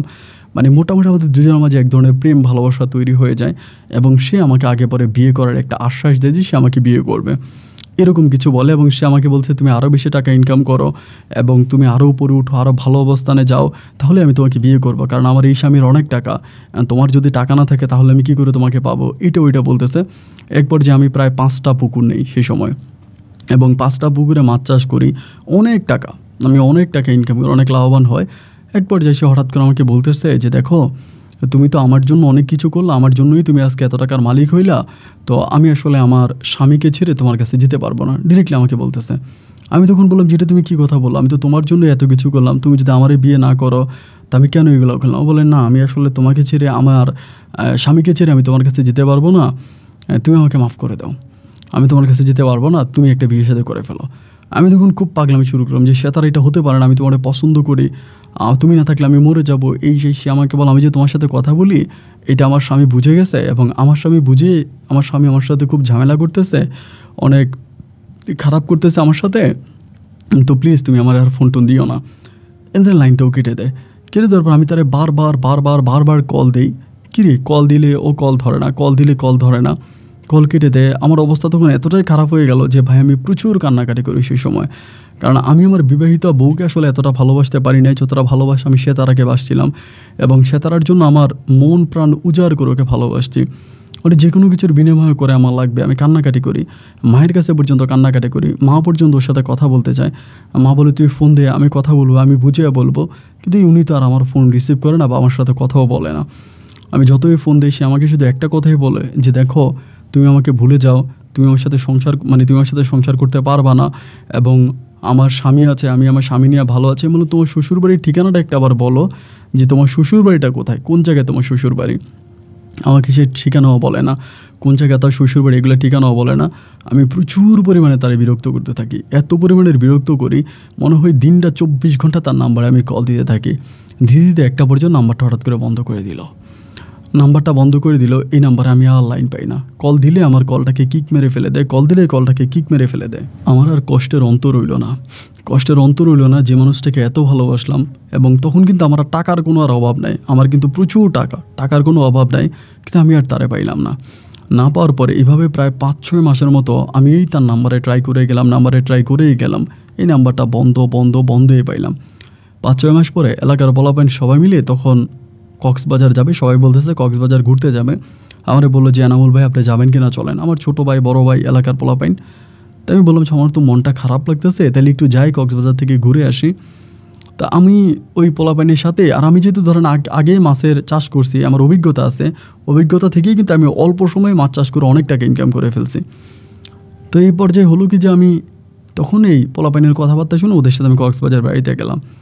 3 দিন পর্যন্ত কক্সবাজার থাকলাম। 3 দিন কক্সবাজার থাকার পর আমরা যে বাসে করে বাস বলতে আপনার মাইক্রো বাসে করে গেছি, ওই মাইক্রো বাস নিয়ে আবার ফিরে আসতেছি। 3 দিন থাকার পরে ফিরে আসার পরে চট্টগ্রাম চকরিয়া বলে একটা জায়গা আছে, চকরিয়া জায়গাটা ফেলে আসার পরে হঠাৎ করে রাত তখন প্রায় আনুমানিক 2টা থেকে 3টার মতো বাজে, আমাদের মাইক্রো বাসটা রাস্তার মধ্যে হঠাৎ নষ্ট হয়ে গেল। নষ্ট হয়ে যাওয়ার পরে সবাই তো টেনশনে পড়ে গেল, কী ব্যাপার মাইক্রোবাস নষ্ট হয়ে গেল রাস্তার ভিতরে, এবং গভীর রাত। ওই জায়গাগুলো কিন্তু খুব ডেয়ারিং, ওখানে কিন্তু আবার ডাকাতি হয় খুব বেশি চকরিয়া যেগুলোতে। তো চিন্তা করলাম যে ডাকাতিও হয়, জায়গা তো ভালো না, মাইক্রোবাসে সবার কাছে দামি দামি মোবাইল ফোন, কি হয় না হয় সবাই একটা ভয়ভীতির মধ্যে পড়ে গেলাম। পরে এখান থেকে ওই রাস্তা থেকে মোটামুটি বেশ দূরে একটা বাড়ি দেখা যাচ্ছে। পরে আমরা পোলাপাইন প্রায় আমরা 5-6 জনের মতো ছিলাম, সবাই মিলে তখন কিছু লোক গাড়ির কাছে ড্রাইভারের সাথে ছিল, এবং বাকি লোকের আমরা তখন ওই বাড়ির দিকে গেলাম। যে বাড়ির দিকে গিয়ে দেখি যে বাড়ির মধ্যে কাউরে পাওয়া যায় কিনা, কাউরি যদি পাই তাহলে সেখান থেকে ডাইকা আইনা দেখবো যে তারা পাওয়া যায় কিনা। পরে আমি ওই বাড়িতে গেলাম। ওই বাড়িতে যাওয়ার পরেই দেখলাম যে ওরা বাড়িঘর সব বন্ধ করে রাখছে, রাস্তার পাশে বাড়ি তো, চোর ডাকাতের ভয় থাকে, জন্য তারা সহজেই দরজা খোলে না। অনেক ডাকাডাকি করলাম যে ভিতরে কে আছেন একটু দরজাটা খোলেন, অনুরোধ একটু দরজাটা খোলেন, আমরা একটু সমস্যার মধ্যে পড়ছি, দরজা খোলেন। অনেক ডাকাডাকি পরে এক লোক তখন জানালা খুললো, আমার চেয়ে একটু আমার মতো বয়সী, খুলে বলতেছে ভাই কী হয়েছে। আমি বললাম ভাই ওই যে দেখেন আমাদের গাড়িটা নষ্ট হয়েছে, এখন একটু যদি দরজাটা খুলতেন বা আমাদেরকে একটু আশ্রয় দিতেন, কারণ জায়গাটা ভালো না, ডাকাতি হতে পারে। তো এই ভদ্রলোক বলতেছে আপনারা যে ভালো মানুষ সেটা বিশ্বাস করবো কেমন, আপনারাও তো ডাকাত হতে পারেন। আমি বললাম না রে ভাই, আমাদের বাসা শুনে বুঝেন না, আমরা খুলনা থেকে আসছি, আমরা কক্সবাজার ঘুরতে গেছিলাম, ফিরার পথ একটা বিপদে পড়ছে, আমাদেরকে একটু সাহায্য করেন। তো বললো যে ঠিক আছে আপনাদের কার কী আছে এগুলো আমাদের কাছে দেন, বা ওরকম করে যার যে পরিচিত আপনার ভোটার আইডি কার্ড বা নিয়ে গেছে ভিতরে, নিয়ে এগুলোর ছবি উঠে তারপর দরজা খুলছে। দরজা খোলার পরে ভিতরে ঢুকার পরে উনি বলতেছে কোন জায়গায়। আমি বললাম যে ওই জায়গায়। বলে আপনারা একটা কাজ করেন, ওই জায়গার গাড়িটারে কোনো মতে ঠেইলা আপনারা এই পাশে ঢুকিয়ে দেন, আমার বাড়ির দিকে ঢুকিয়ে দেন, রাস্তার মধ্যে রাখলে ডাকাতি হতে পারে। তারপরে ভাইসহ আসার পরে গাড়িটার আমরা ঠেইলা ওনার বাড়ির দিকে যে রাস্তা গেছে ওই রাস্তা দিয়ে গাড়িটারে ঠেলতে কোনো মতো ওনার বাড়ির কাছে পর্যন্ত আনার পরে ওইখানের মধ্যে আমরা তখন গাড়িটারে রাখার পরে তখন মিস্ত্রি আমাদের যে ড্রাইভার ছিল আর কি, ড্রাইভার তখন এটা স্টার্ট দেওয়ার জন্য সে ইঞ্জিনের আনুষঙ্গিক কাজ করতেছে। ওই বড় ভাই কী করলো, তার মোবাইলের যে আলো আছে দেখবেন যে মোবাইলের পিছনে যে প্লাস লাইট, ওই লাইটটা ধরছে আর কি, লাইটটা দিছে, এবং আমাদের এই ড্রাইভার সাহেব কাজ করতেছে। এর মাঝে হঠাৎ করে ওই ভাইয়ের মোবাইলে ডিসপ্লের দিকে আমার চোখটা গেল, হঠাৎ করে, এবং ডিসপ্লের দিকে চোখটা যাওয়ার পরে আমি দেখলাম যে ওই ডিসপ্লের মধ্যে যে ছবিটা দেওয়া, সেই ছবিটা আমার জানের জান, যারা আমি বউ মানি, আমার সেতারা, সেই সেতারা হঠাৎ করে ওর মোবাইলের ডিসপ্লের মধ্যে। আমি তখন ভালো করে তাকে দেখলাম যে আরে এটা তো সেতারা। পরে আমি বললাম যে ভাই, ওনার নাম ছিল মুন্না। আমি বললাম যে মুন্না ভাই, একটু কথা বলবো আপনার সাথে, এই আরেকজনের লাইট দাও, তো আরেকজন লাইট দেন, মুন্না ভাইয়ের সাথে কথা বলি। আমি সাইডে ডাক দিয়ে নিলাম, দিয়ে বলতেছে ভাই কিছু মনে করবেন না, একটা কথা বলবো আপনারে? বলে হ্যাঁ ভাই বলেন না। তা বললাম ভাই আপনার মোবাইলের ডিসপ্লেতে একটা ছবি, এই মেয়েটার নাম কি? বলে আপনারা চিনেন নাকি? আমি বললাম না চিনি কিনা পরে সেটা বলবো, নাম কি? বলে নাম সেতারা আক্তার। কিরি নাম সেতারা আক্তার? তাহলে আমার যার সাথে পরিচয় হয়েছে, যার সাথে আমি কথা বলছি, আমার বাড়িতে আসছে, আমি যার সাথে ঘুরছি, যারা আমি পছন্দ করি, বিয়ে করব, সেও তো সেতারা আক্তার। পরে আমার কাছে মনে হলো এই লোকটা সম্ভবত সেতারা আক্তারের হাজব্যান্ড হতে পারে, সেতারা আক্তার হাজব্যান্ড হতে পারে, এটা মনে করে আমি তখন এই লোকটার সাথে আর কথা বলতেছি না। পরে বলে ভাই আপনি চিনেন ওনাকে? আমি বললাম যে না না ভাই চিনি না, আমি শিওর যে এটা ওনার হাজব্যান্ড হবে, ওই মহিলার হাজব্যান্ড হবে। পরে আমি ড্রাইভারে মানে আপনার যে ছিল, যেই ড্রাইভার ছিল, ড্রাইভার ইশারা দিয়ে বললাম যে দেখ গাড়িটা ঠিক করিস না, আজকে আমরা এই বাড়িতে থাকবো। ও বলে কে? আমি বললাম যে তুই আর খোঁজাখুঁজি করিস না, বলিস হবে না, সকালবেলা ড্রাইভারে নিয়ে ঠিক করবো, আমরা এই বাড়িতে থাকবো, আমার কাজ আছে। তা বলে তুই বাড়ি ডাকাতি করবি নাকি? আমি বললাম যে না ডাকাতি না, আজকে এই বাড়িতে থাকবো। এই বলে তখন আমি এই বাড়িতে রয়ে গেলাম, এই বাড়িতে রয়ে গেলাম। এবং রয়ে যাওয়ার পরে আমি শুধু মানে সুযোগ খুঁজতেছি যে কখন এই মহিলাটাকে দেখবো বা এই সেই। পরে আমি বললাম যে ভাই আপনার পরিবারে কে কে আছে? ওই লোকটাকে জিজ্ঞেস করলাম, মুন্না ভাইকে। তিনি বলে আমি আছি, আর আমার ছোট 2টা ভাই, আর বড় বোন আছে, বড় বোনের বিয়ে হয়ে গেছে, আমার বাবা আছে, মা আছে, দাদি আছে। তাই আমি বললাম যে তো আপনার ওয়াইফ কই থাকে, আপনার সাথে থাকে না? তো বলে না ভাই আমার ওয়াইফ আমার সাথে থাকে না, আমার ওয়াইফ আমার শ্বশুরবাড়িতেই থাকে, এবং বিয়ের পরেও তার শ্বশুরবাড়িতেই বেশিরভাগ সময় থাকে, আমাদের বাড়িতে খুব বেশি একটা আসে না, কারণ আমাদের বাড়িটা রাস্তার পাশে, তো এখানে ডাকাতি হয় বেশি বেশি। একবার আমার বউর উপরেও ডাকাতি হয়েছিল, এই জন্য আর এখানে আসে না। পরে আমি বললাম ভাই একটা কথা বললে রাগ করবেন? যদি রাগ না করেন একটা কথা বলতে পারি, আমরা খুলনার মানুষ, আপনাদের কক্সবাজার বেড়াইতে এসে আপনার সাথে পরিচয় হইল, খুব ভালো লাগলো, একটা অনুরোধ যদি আপনি অনুরোধটা রাখেন। তা বললো সমস্যা নাই, কী অনুরোধ আপনি আমার বলেন, আমি রাখার জন্য চেষ্টা করব। আমি বললাম আপনার ওয়াইফকে কালকে আনবেন একটু এই বাড়িতে। লোকটা তখন একটু মাইন্ড করলো, আসলে এটা মাইন্ড করার মতোই, আমার একটু অন্যভাবে তাকালো, কেন ভাই আমার বউকে কেন আনবেন? আমি বললাম যে না আপনার বউয়ের যে চেহারাটা, আপনার বউটা দেখতে আমার বোনের মতো, আমার বোন আসলে মারা গেছে, তো আমার বোনের চেহারার মতো অবিকল, তা আপনার বউটার যদি সামনাসামনি একটু দেখতাম ভালো লাগতো, এই জন্য বলছিলাম। আপনার যে বউয়ের চেহারা অবিকল আমার বোনের মতো। পরে আমার বলে আপনি আমার বউরে কই দেখলেন? আমি বললাম ওই যে আপনার মোবাইলের ডিসপ্লেতে। পরে বলে মোবাইলের ডিসপ্লেতে আপনি যারা দেখছেন সেও আমার বউ, কিন্তু এটা আমার আরেক বউ। আমি বলি মানে বুঝলাম না, আপনার মোবাইলের ডিসপ্লেতে যেটা কে, এটা আপনার বউ না? বলেন এটাকে আসলে বউ বলা ঠিক হবে না, এটা আমার প্রেমিকা। আমি তখন বললাম যে তো আপনার প্রেমিকার ছবি আপনার মোবাইলের ডিসপ্লেতে, আপনার বউ কিছু বলে না? বলে না, আমার বউ আমার প্রেমিকা সম্বন্ধে জেনে শুনে বুঝে আমাকে বিয়ে করছে। আমার কাছে বিষয়টা তখন খুব ঘোলাটে মনে হচ্ছে যে কী ব্যাপারে, লোকে কী বলতে চায়। আমি তখন বললাম যে তো যার সাথে আপনি প্রেম করছেন সে এখন কোথায়, এই সেতারা বেগম কোথায়? বলে সেতারা তো এখন নাই, সেতারা কোথায় চলে গেছে আমি জানি না, সেতারা কোথায় আছে আমি জানি না। আমি তখন বললাম ভাই আসলে আপনার কথাটা বুঝলাম না, আপনি বিয়ে করছেন, আপনার বউ আপনি কই আছেন জানেন না। তা আমাকে বলে ভাই একটা কাহিনী আছে, কাহিনীটা কীভাবে আপনাকে বলবো? তো ঠিক আছে আমি বলি।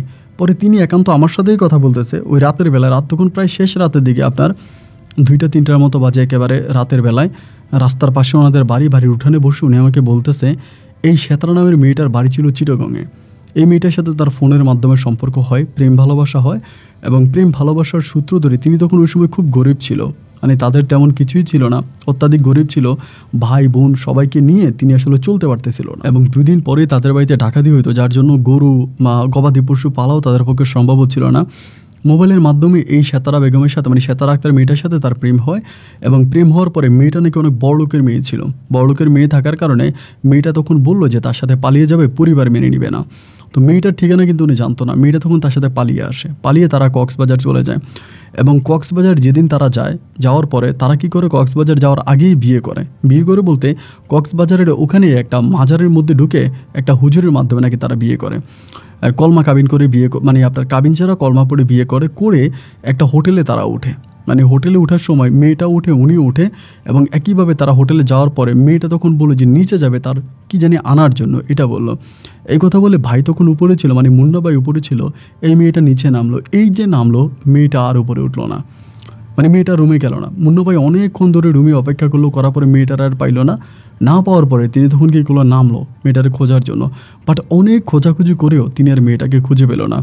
একটা পর্যায়ে তিনি রুমে গেলেন এবং রুমে যাওয়ার পরে মেয়ে যে ব্যাগ নিয়ে আসছিল, মেয়ের ব্যাগ ঘাটাঘাটি করে তিনি তখন এই ব্যাগের মধ্যে অনেক গয়নাঘাটি পেল এবং কাঁচা স্বর্ণ, যেগুলোকে বলে কাঁচা সোনা, অনেক কিছুই পাইল। কিন্তু মেয়েটাকে তিনি আর পেল না এবং মেয়েটার ফোন নাম্বারও তিনি বন্ধ পেল। ঠিক এইটুকুই মেয়ের সাথে তার শেষ দেখা। এরপরে মেয়ের কোনো ঠিকানা তিনি আর খুঁজে পেল না। তিনি অনেক নাকি খোঁজাখুঁজি করলো, এই মেয়েটাকে তিনি আর খুঁজেই পেল না। এবং মেয়ের যেহেতু বাবার কোনো ঠিকানা, বাড়ির কোনো ঠিকানা জানতেন না, তো যার জন্য ওই ভাই আর মেয়ের কোনো খোঁজখবর তিনি নিতে পারে নাই। কিন্তু যে গয়নাগাটিগুলো মেয়ের ছিল সেগুলো তিনি লক্ষ লক্ষ টাকায় বিক্রি করে এবং বিক্রি করে তিনি ছোট মাটি কাটার ট্রাক কিনে এবং সেই থেকে তার নাকি এখন 2টা ডিস্ট্রিক্ট ট্রাক আছে। 2টা ট্রাক আছে, রাস্তায় চলে, মেন রোডে চলে, ডিস্ট্রিক্ট ট্রাক। তো তিনি এখন ভালো আছে এবং এগুলো জেনে শুনে নাকি তার বউ তাকে বিয়ে করেছে। আমি তখন বললাম যে এই মেয়ের সাথে আপনার ঘটনা কত বৎসর আগে? তিনি বলে প্রায় অনেক বৎসর হবে ভাই, প্রায় 7-8 বছর আগের ঘটনা। আমি তো শুনি, আমি বললাম যে এখন আপনার বলে আমার এখন সন্তানাদি আছে, আমার ওয়াইফ আছে, কিন্তু আমার ওয়াইফ এই বিষয়গুলো জেনেই আমাকে বিয়ে করছে।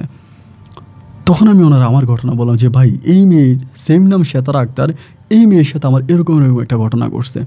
উনি আমার কথা বিশ্বাস করে না। আমি ওনাকে বিশ্বাস করে না দেখে আমি ওনাকে আমার সাথে খুলনাতে নিয়ে আসছি। আনার পরে আমার মা তখনও জীবিত ছিল। আমার মায়ের আমি দেখাইছি ছবিটা যে মা এই মহিলাটাকে, এই মেয়েটাকে চিনো? মা বলে হ্যাঁ এতো চিনি, আমাদের বাড়িতে আসছে, আমাদের বাড়িতে খাওয়া দাওয়া করছে। আমার আম্মা বলে। এই ভাই তখন অবাক হয়ে গেল।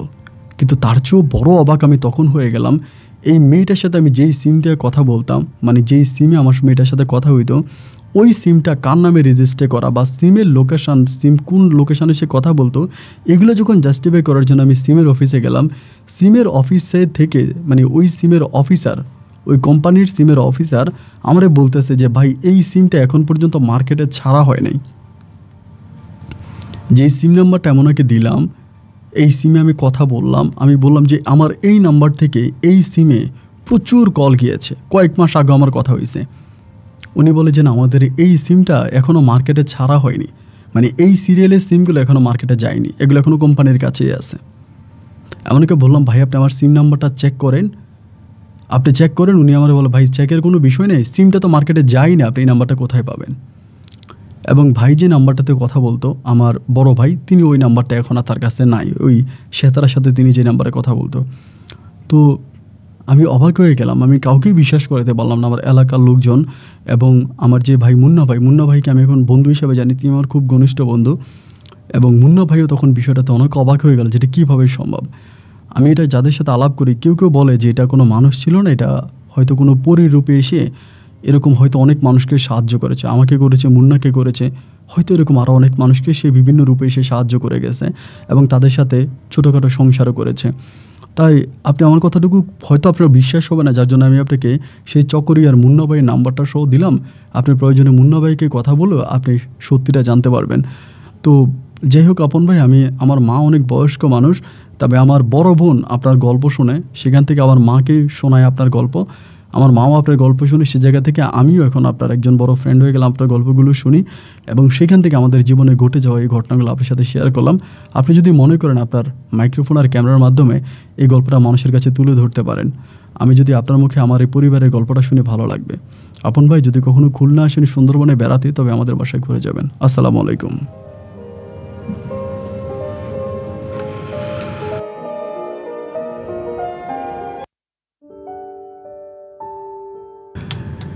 প্রিয় বন্ধুগণ, সবাইকে অনেক বেশি ধন্যবাদ এতক্ষণ পর্যন্ত খুলনার ভাই মোহাম্মদ এনামুলের জীবনের বাস্তবিক গল্পটা শুরু থেকে শেষ পর্যন্ত আমার মুখে শোনার জন্য। গল্পের প্রথম দিকটা কেমন ছিল ঠিক জানি না, তবে শেষের দিকটা আমাকে অবাক করে দিয়েছে। আমি আসলে অবাক হয়ে গিয়েছি যে একই মানুষ সেতারা আক্তার এনামুল ভাইয়ের সাথে বেশ কয়েকবার তার দেখাও হয়, এনামুল ভাইয়ের বাড়িতেও আসে, খাওয়া দাওয়া করে। এনামুল ভাই সহ সেতারা আক্তারকে যারা দেখেছে ওই পরিবারের প্রত্যেকে বলে যে হ্যাঁ, মুন্নার মোবাইলে যে ছবিটা, এই ছবির মেয়েটা সেতারা আক্তার। কিন্তু এখন বিষয় হচ্ছে মানুষের মতো মানুষ হতেই পারে, হয়তো সেতারা আক্তার দেখতে মুন্নার বউ যেরকম, মানে মুন্নার প্রেমিকা যেরকম ছিল, এনামুল ভাইয়ের সাথে যার পরিচয় তার পরিচয় হয়তো একই রকম ছিল। কিন্তু এখানে বড় বিষয় হলো তাহলে নামটা কীভাবে সেম হবে? মুন্নার কাছে যে নামটা ব্যবহার করেছে এবং একইভাবে এনামুলের কাছেও সেই নামটা কিভাবে হয়ে গেল? বুঝলাম যে নামও হয়তো মিরাক্কেলভাবে হয়ে গেল। তাহলে সিম নাম্বারের বিষয়টা কী হবে?